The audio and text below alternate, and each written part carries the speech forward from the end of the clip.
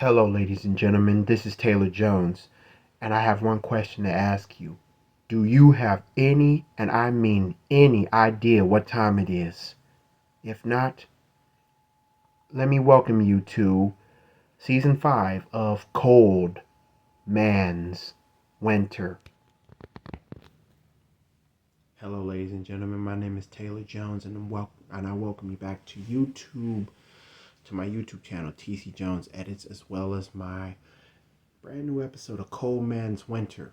Now, for this one, it's going to be different because most of the times I have a topic, but this one is going to be based on a fictional character.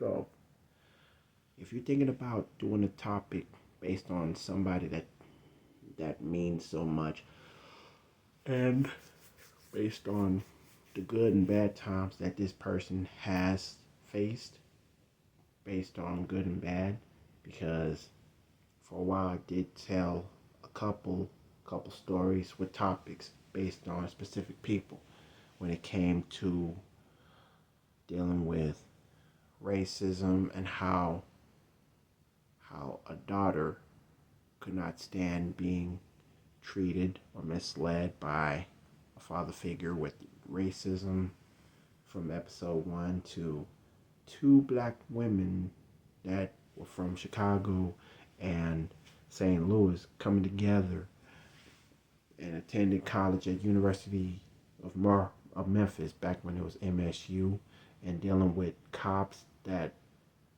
had the nerve to be sexual harassment, and just to racial profile, and how they overcame their weaknesses to a female by the name, well, a female who lost her mother at a young age from a car accident, dealing with three rebellious girls from New Jersey as if they were a gang. Well, actually a group of four, but then one of the rebelettes became a friend to a faithful female, and they made sure to overcome their fears, as well as an African American friend who's the son of a police officer from Cleveland, Ohio, and to keep moving forward. These types of things that I remember. But with all that being said, let's get down to the real nitty gritty as I tell you a little story about a guy named Marlon.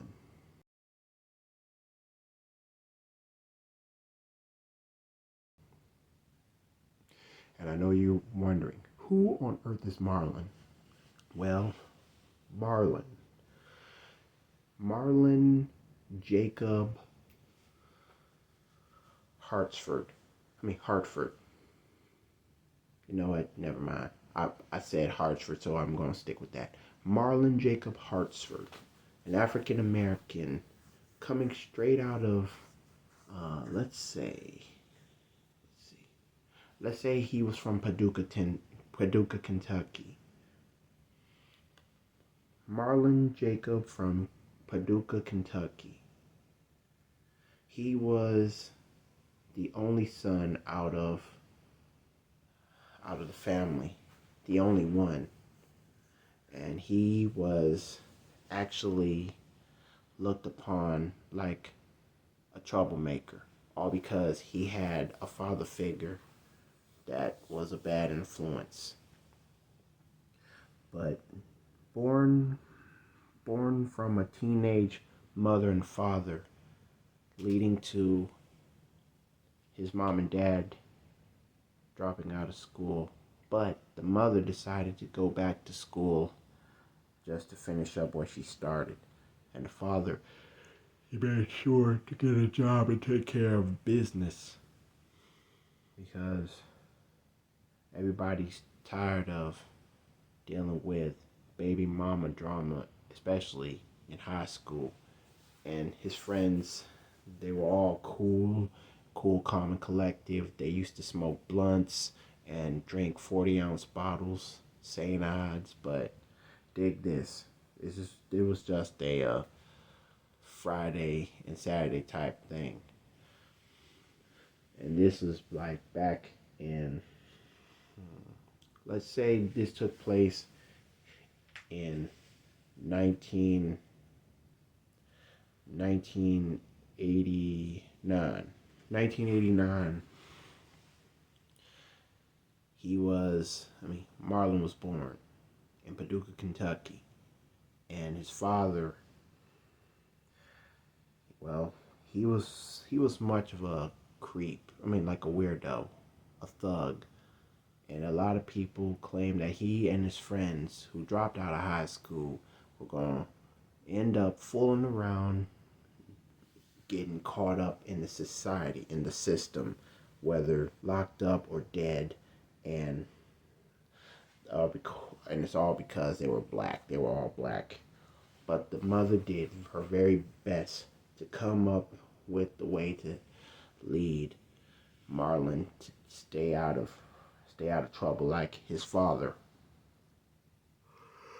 So in 1995, although Marlon's mother was over 18, like she just turned 22. She refused to get a GED. She had to take everything seriously. And the reason why she came back to school is because she wanted a brighter future for the family. Meanwhile, his father, he got into the little rap game, and like he and his friends, they ended up creating a group called No Good. No Good, or in other words, they call themselves the No Good Negroes. What they spell the N word with a Z, like Negroes with attitudes. But they had to keep it clean for whenever they hit the radio stations, and they actually had some fly beats. They had some good beats.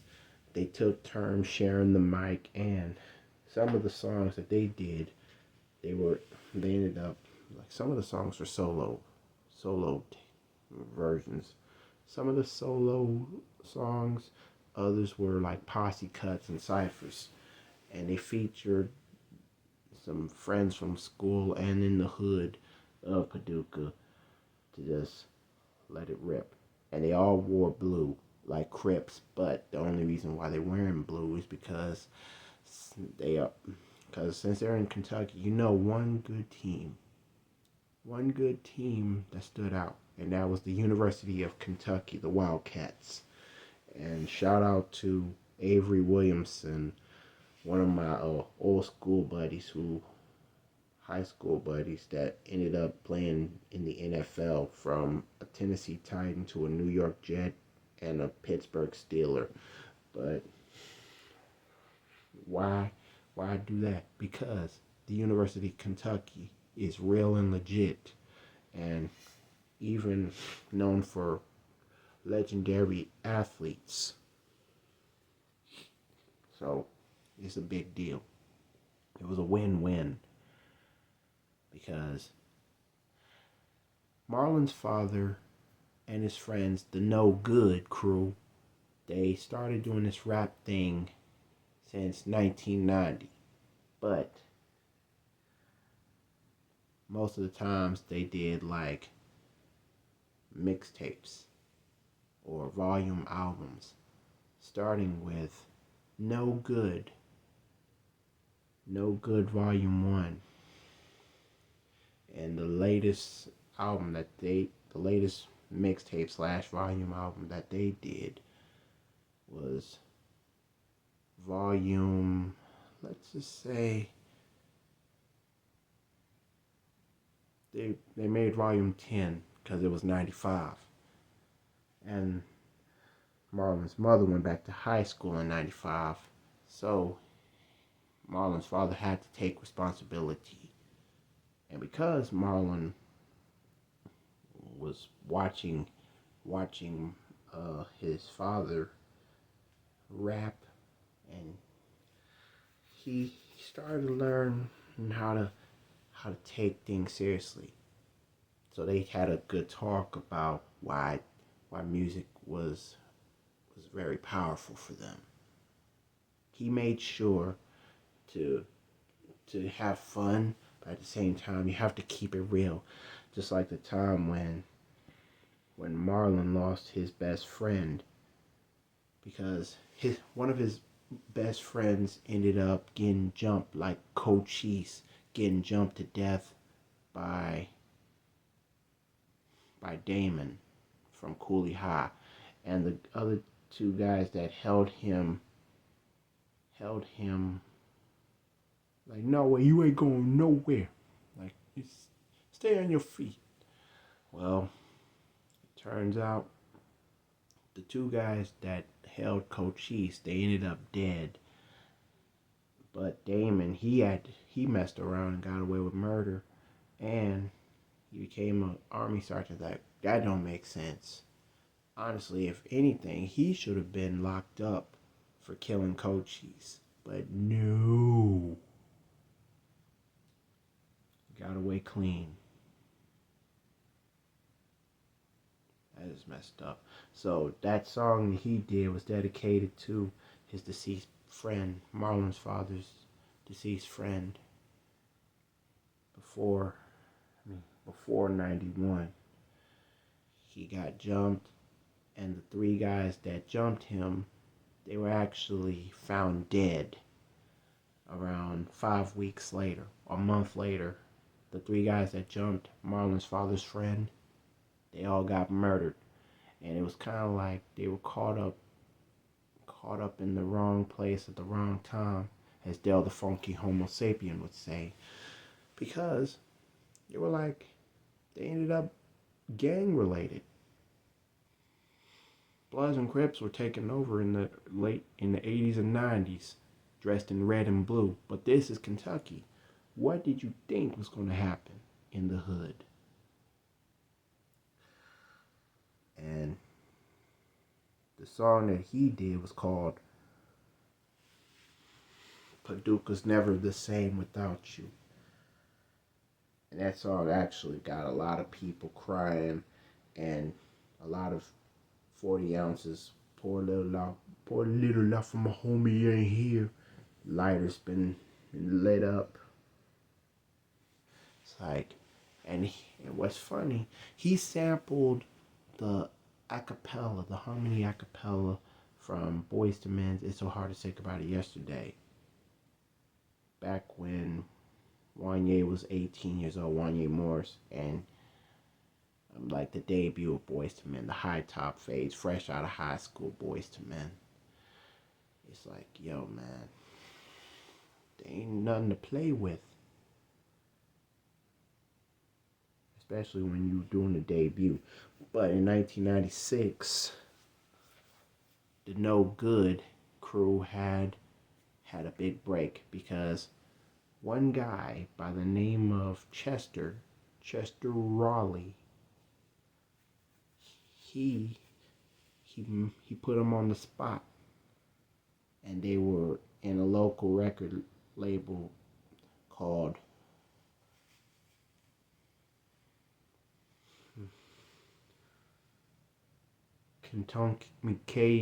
KFR,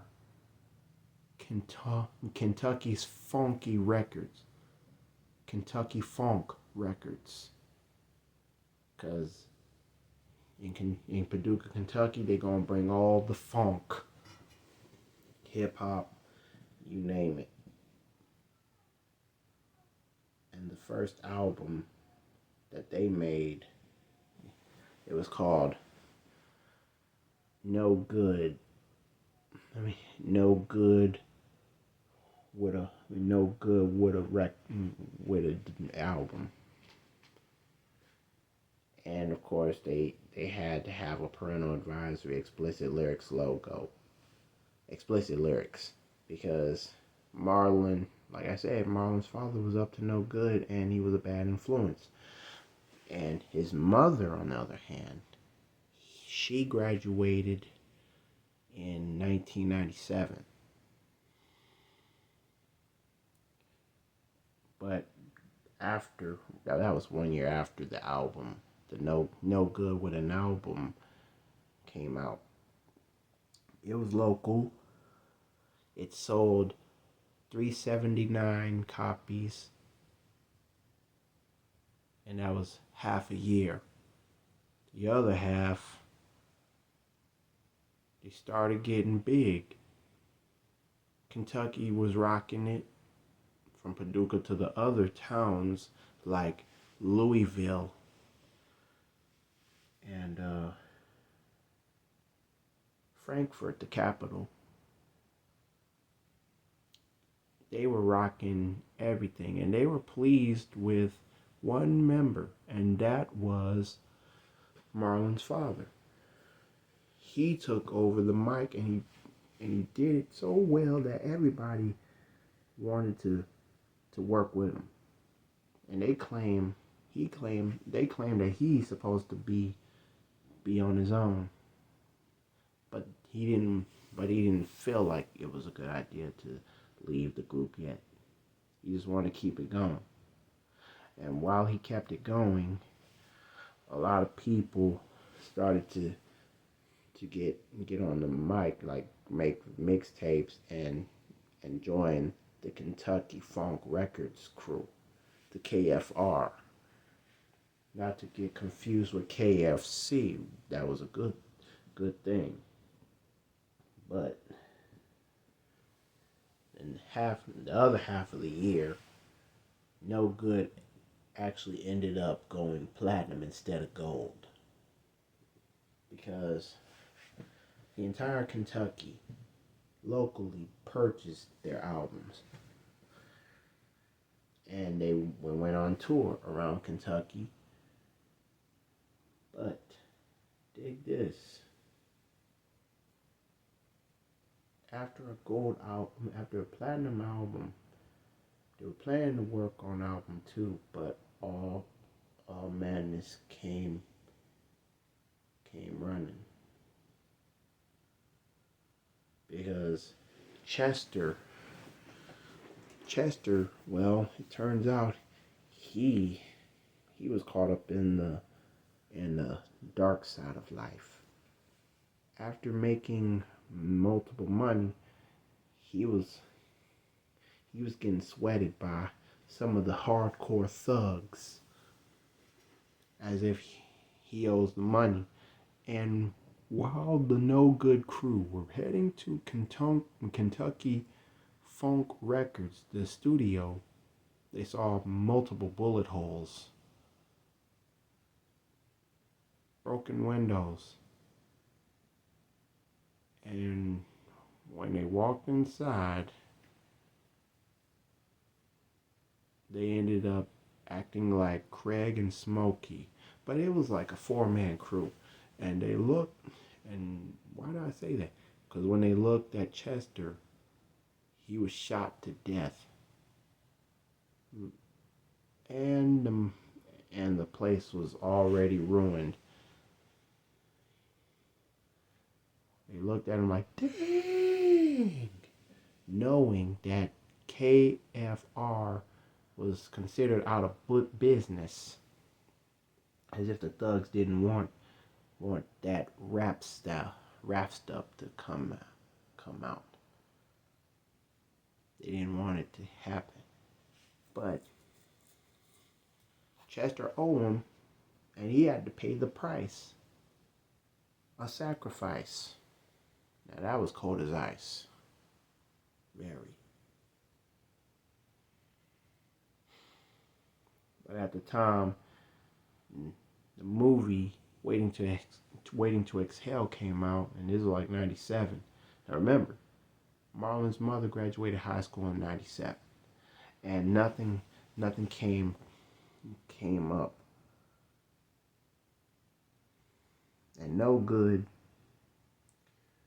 I can't believe this. We were planning to make album number 2, and all this shtick started to build up. What we gonna do now? We definitely gonna make another album. and we gonna rebuild Kentucky Funk Records. So they did everything they could to bring KFR back to reality. They even invested. Although they used to smoke weed and drink beer, liquor, they they made sure to do it well. So they spend good money to rebuild a studio, and they even had to rock bulletproof vests just in case if some thugs want to take us out. Cause this was a hood life, hood mentality. You live by the gun, you die by the gun. And the second album they dedicated to the memory of KFR's founder, Chester Hayfield. Chester. Dang it, I forgot. Oh, Raleigh, Chester Raleigh, and the album was called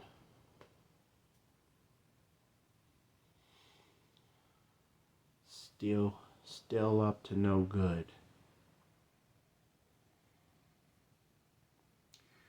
And the album was also parentally advised with explicit lyrics, and they build up. People were shocked when they heard the first track after the news about a record company being shot up and a murder took place. Marlon's father was very serious. So the second album, it did exactly the same like the first album, but instead, after 5 months of the release, the album was already certified gold because 500,000 copies were sold, and it was local again, but this time it started to go worldwide. And the second album led to promotional tours. So Marlon's father and the No Good crew traveled all around USA. But the mother, she made it very clear for Marlon to stay out of trouble. And he did. But what was shocking, after hearing Not Gonna Cry by Mary J. Blige while he was on tour, he thought about his wife, his future wife, which was the mother of Marlon. Decided, you know what? He was real serious about his life. But he was out of town. He was out of state. Having a good time.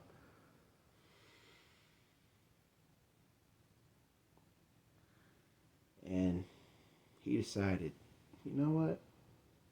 We've been doing the dang thing, but I want to do something to get everybody's attention, the R&B fans' attention too.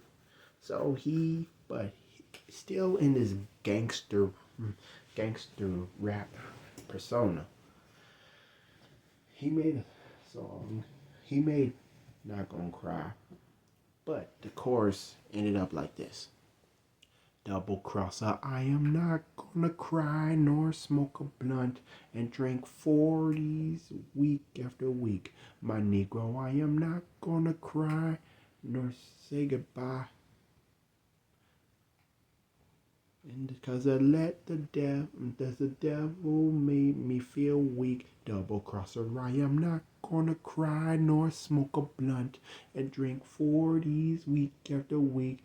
My Negro, I am not gonna cry nor tell a lie. Cause I gotta keep my biz to the streets. And when he recorded that, it's like, the No Good crew, like, what the heck? Is he for real? But then again, like, they just went with it because at some point, I feel like he wanted to change his image. because he had a son, but he was up to no good regardless. I mean, they clubbed, they got high, they got drunk, but he's doing this just to get some buzz. And then for KFR, it was all but the good. And the album ended up going triple platinum in 2000. But what happened to the No Good crew, the No Good Negroes? They made a third album in 1998. It's like 3 consecutive years. But then again, no. 95, 95 they started doing the album thing. 97, their second album got big success, like its predecessor. The debut, now sophomore LP. Now album 3,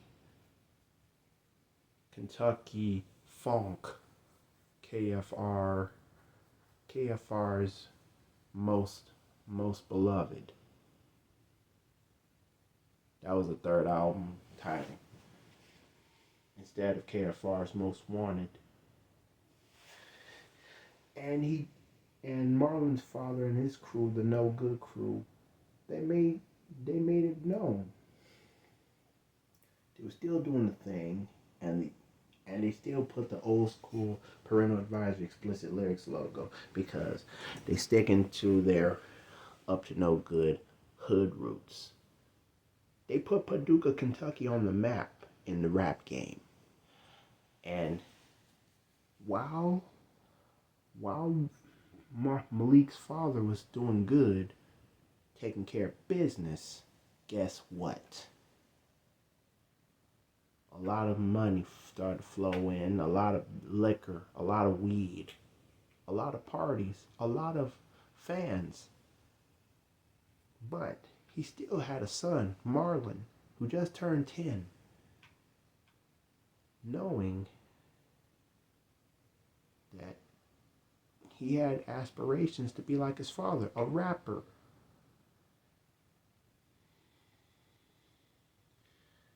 And his mother was still around. And she was actually going for the master's degree instead of a bachelor's. So she spent almost a decade to get all her belongings together, her education in progress, because she actually like, yo, screw the bachelor's degree, I'm going for master's. Don't you think you're doing too much, Mom? No, but then again, yes. So she spends quality time with Marlon. While her father was touring and on the road again, doing the wild things. But all hell broke loose. Like after getting her master's, a lot of shtick went downhill. Now the No Good crew, they had a good run from 1990, and then but then dig this. From mixtapes or volume albums to going local and releasing albums independently for a local Kentucky rap label. 2003. Now album 3, KFR's Most Beloved, it did well. It went platinum. Platinum when it was released. But double platinum in 2001. Album 4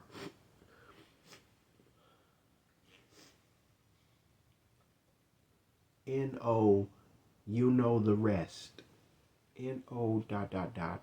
You Know the Rest. Or as they would title it, You as in Y-O-U, N-O. They use half of their group name. Rest. D-A Rest. And of course, they went from explicit lyrics to explicit content because they were living in a new millennium. Marlon, there's nothing about him. He was just living his ordinary childhood life. But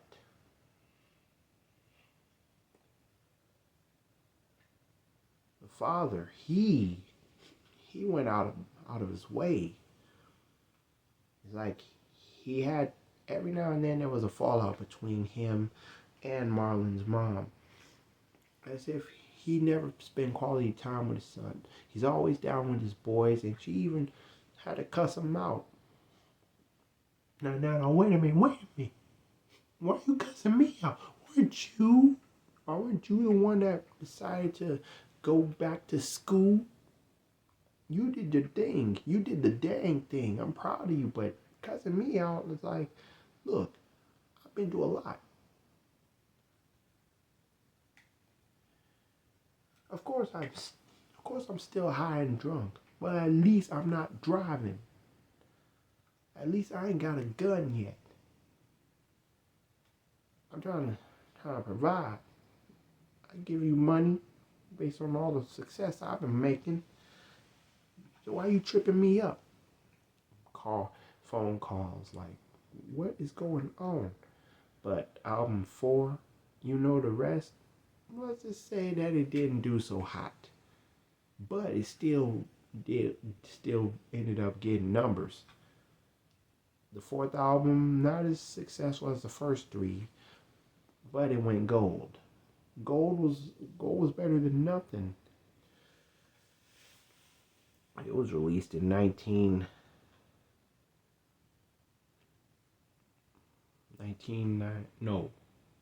was released in 2000. But then the 5th and final album that the No Good Crew did with Marlon's father, it turned out to be, well, what was the last album that they did? Album 5. After realizing that one of the members ended up getting caught up in the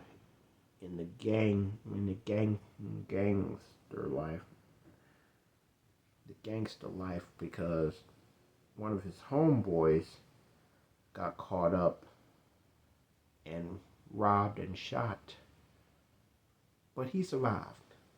But the gunmen, the thieves, they got away with his loot, and he had avenged his homie that was still alive by doing a double homicide. He had a ski mask on, gloves on his hands. He killed the thugs that robbed his friend and shot him. The other one, he was about to be a father. So, the 5th album,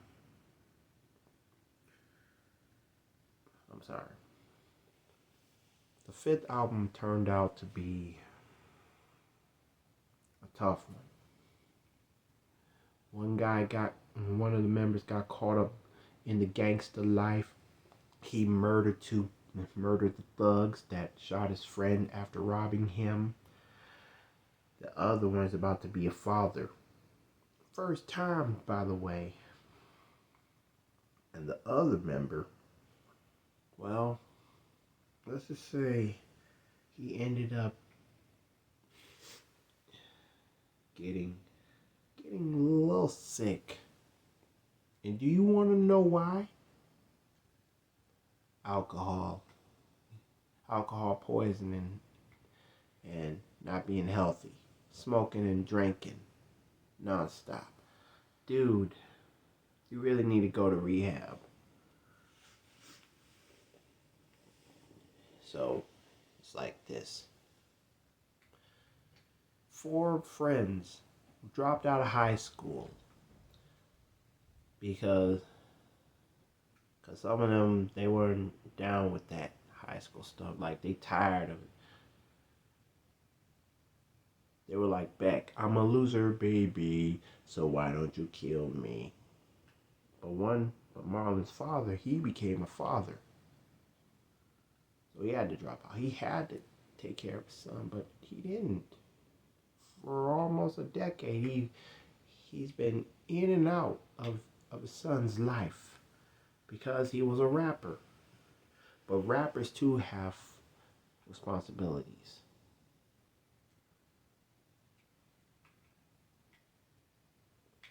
So the 5th album, the No Good Crew, they called it Forever No Good. And Paducah, all the fans in Paducah, Kentucky were shocked. Like, why? And according to Marlon's father, the man with the master plan of the crew, the strongest voice, he made a song like Not Gonna Cry 2.0, but he rapped on it.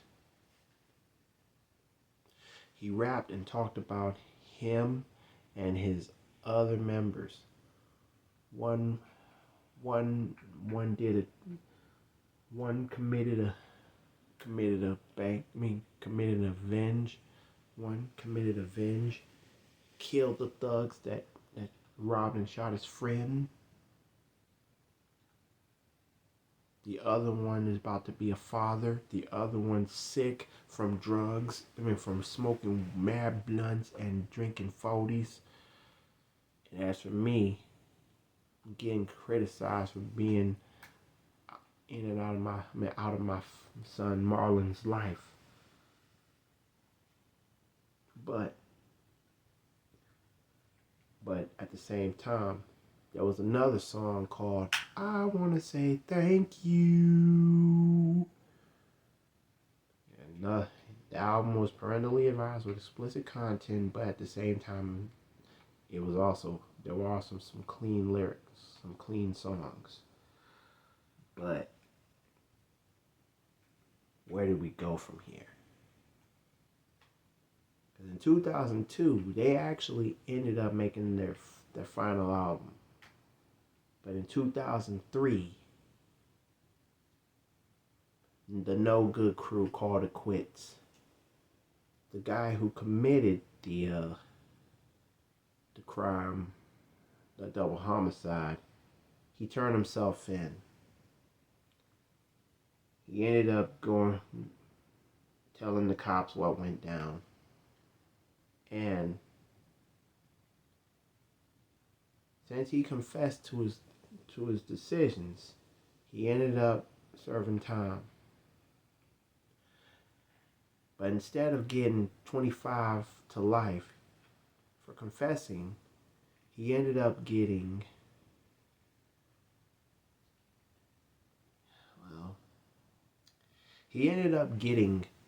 13 years. Between 13 to 15 years. With a little shot of parole, with a little chance.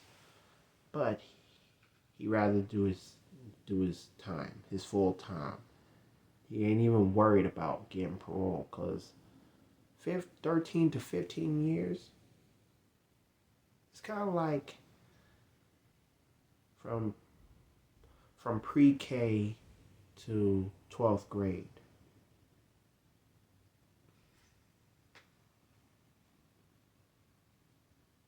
This was back in 2003, after they broke up. The other guy who became a father, he made sure to change his life. He even got baptized in the Church of Christ, Paducah Church of Christ. And the other guy who got sick, who nearly messed up his lungs fully, he ended up going to rehab and got sober. And he ended up heading to a rehabilitation center, and he started to change his life, and he became an avid spokesperson for PSAs, for Paducah PSAs, as in no more drugs. Drugs, what are they good for? What are they good for? Absolutely nothing. In honor of the late Edwin Starr's war song, War. Huh. Yeah, what is it good for? Absolutely nothing. Drugs, smoke, drink, what are they good for? Absolutely nothing. Even when he had to bring up those types of issues when it comes to driving. Drink and drive, drink while intoxicated, DUI, all that stuff. So he changed his life. And he even, like the other guy who became a father, he went to the Church of Christ. They're finding God. But as for Marlon's father, I meant, he was still up to no good. But since he was taking over KFR, he created a greatest hits album. The very worst. That was the opposite of the very best. But he was only doing that because of his group name, No Good. But the fifth album, it didn't do any numbers. Actually, it was 499 copies.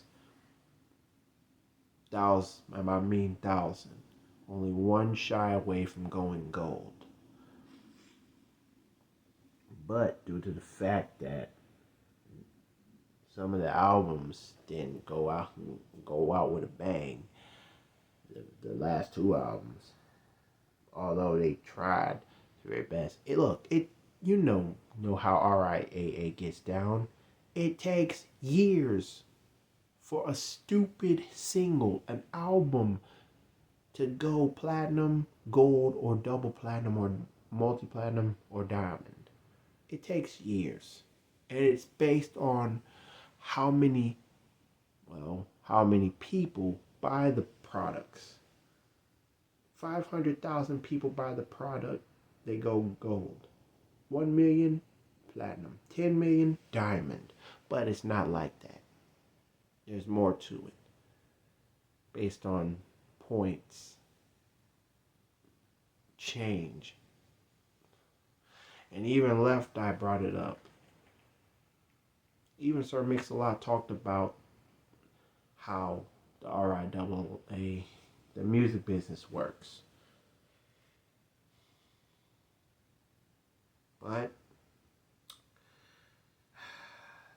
still trying to put KFR over his family, including Marlon. The woman had enough. She became a lawyer. She's serious. But Marlon, he was struggling. He had aspirations of his father to be a rapper, but he still had to stay in school, stay focused. It's like back and forth with mom, trying to get on a good foot, but stay out of harm's way like his father, opposite of his father. But dang it, it's like nobody can win with this shenanigan. But 2006, that's when all hell started to break loose, leading to the fact that while his while while Marlon went to the movies with his friends and he made sure to head come on back because they were like teenagers. They went to see the 7 o'clock show instead of the 9:15 show. And it was a 3D movie too. It was so cool. But while Marlon was out with his friends to the movie theaters, let's just say that Marlon, well, Marlon's father, he decided to surprise the wife, I mean Marlon's mama, come up with an idea to make it right. You know what? I've been thinking. I've been away from you, and I'm trying to make it work for us, especially for our son Marlon. Since when was he ever your son? And like, listen, that was the past. My rap days are over.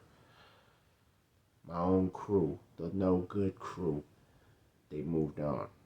One of them was serving 13 to 15 years. The other two went to rehabilitation, and one went to rehabilitation. The other became a father, took his fatherhood seriously, and they're now living for the Lord each day.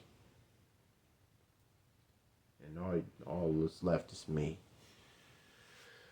So he tried to make it very, very calm.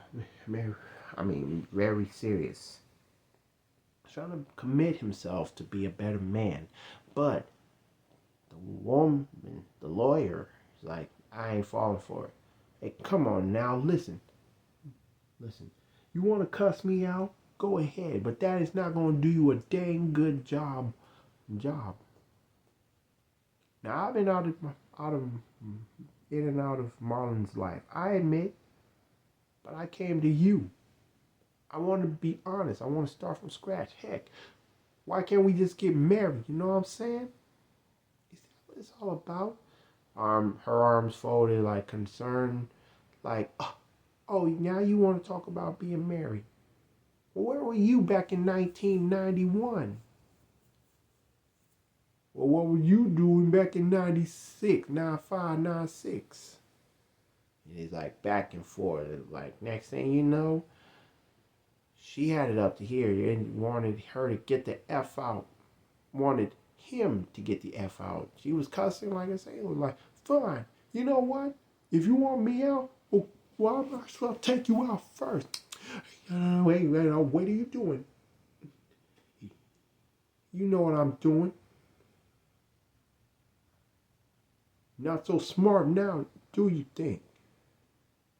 Yes. Marlon's father, you guessed it, pulled out a gun. A 9mm silver Beretta. A pistol. Knowing that at some point he's about to act a fool. As Ludacris once sung, he acted a fool, pulled out a gun, and hoping that one false move that he was going to hit her with a shot. Especially when it came to her pulling out her phone. And when she pulled out her phone,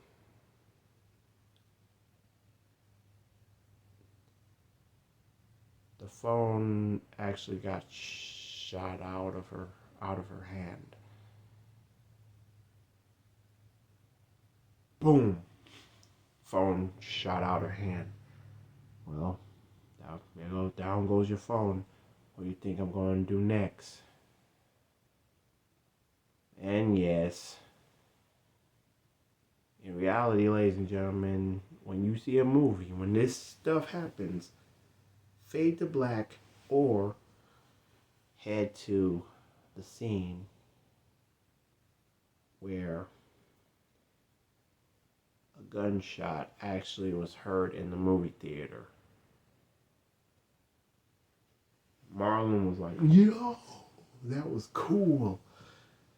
Like, some of his friends were acting like Beavis and Butthead. Whoa, that was cool. Yeah, yeah. But after the 7 o'clock movie night was over, Marlon and his friends ended up going home. But when Marlon got home, he spotted his mother deceased. Shot to the heart. On the floor, she's laying. There's nothing more with what I'm saying. Marlon was hurt.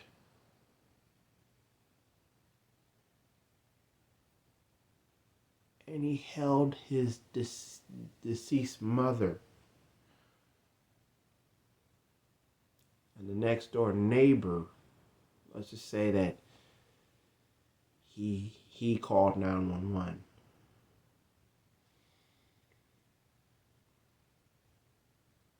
Police asked what went down, and Marlon said, I'm not sure.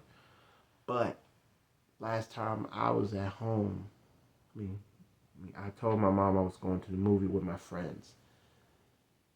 And so when you got back, she was laying there, dead.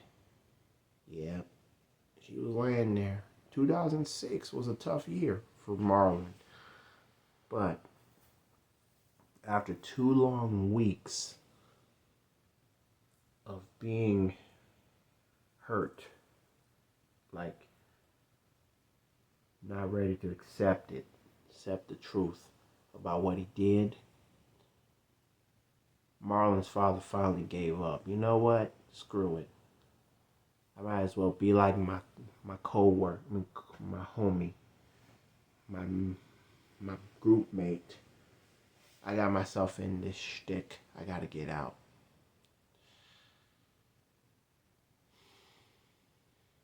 But it was worse because his homie, his bandmate, he killed the thugs, and the friend who got shot, he still survived. Don't get me wrong. But Marlon's father, killed the lady that had Malik. No, Marlon. He turned himself to the police and told them that he was responsible for killing a woman. He left. But then, early in 2007, after what went down, he had to face the music. And I ain't talking about rap music.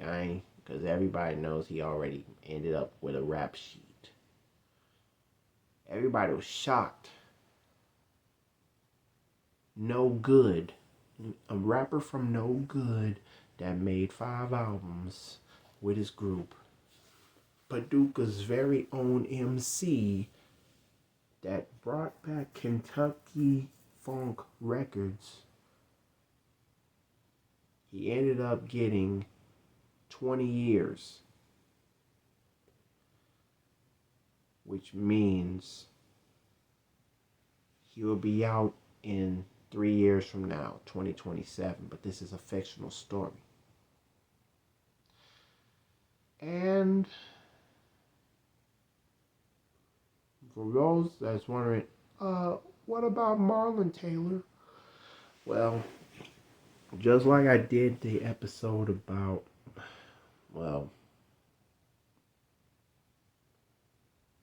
betrayal. But that was from last season, despite the story was about a real life person, although the story was not true. I told a fictional story about a real life person, and this time it's different. So, with all that being said, I think what I did was tell you the prelude, or talk about Marlon's father instead of the main character Marlon Hartsford. But Marlon will be discussed on the next episode. So with all that being said, feel free to like, comment, share, and subscribe. Click the notification bell and there'll be more in stores. There will not be a Sweet Lady of the Week for this episode. So with all that being said, you heard the prelude, or Marlon's father's side of the story. The real story about Marlon is going to come to you right away on the next episode, so please stay tuned. With all that being said, it's just yours truly, Taylor Jones. But instead of saying signing out, I would have to end it like this. To be or not to be continued? That is the question. See you in part 2. The real story of Marlon.